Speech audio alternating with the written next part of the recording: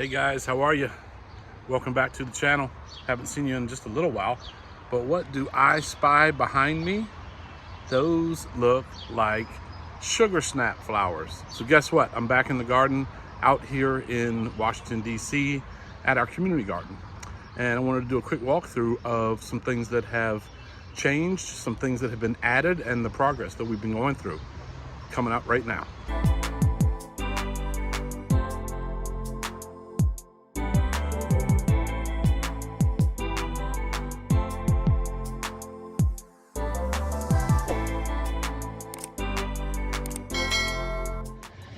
So as I just mentioned, if you zoom in here, what do we have?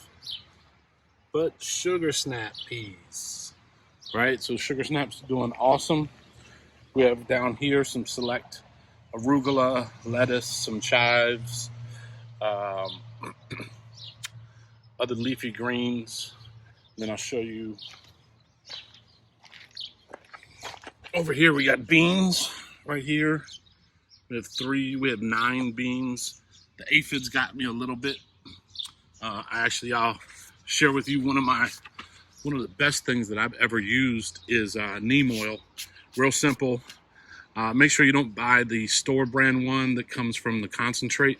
You want to get 100% pure neem oil.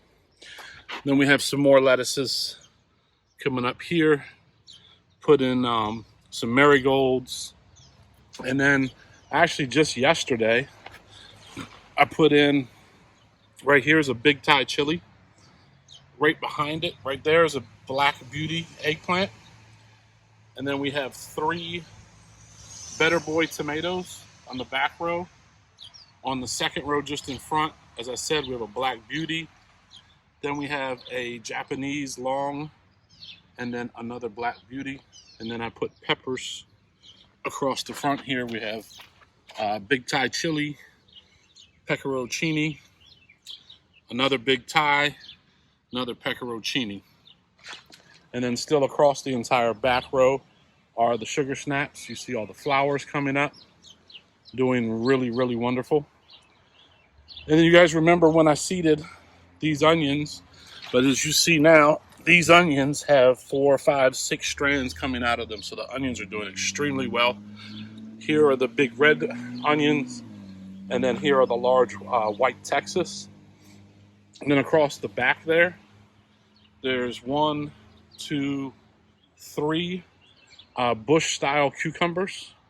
And I built these trellises. Not sure if you can see through it.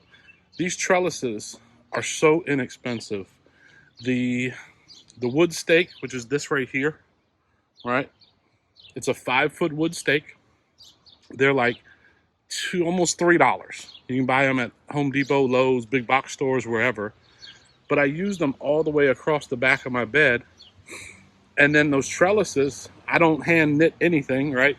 You can buy those trellises on like an Amazon.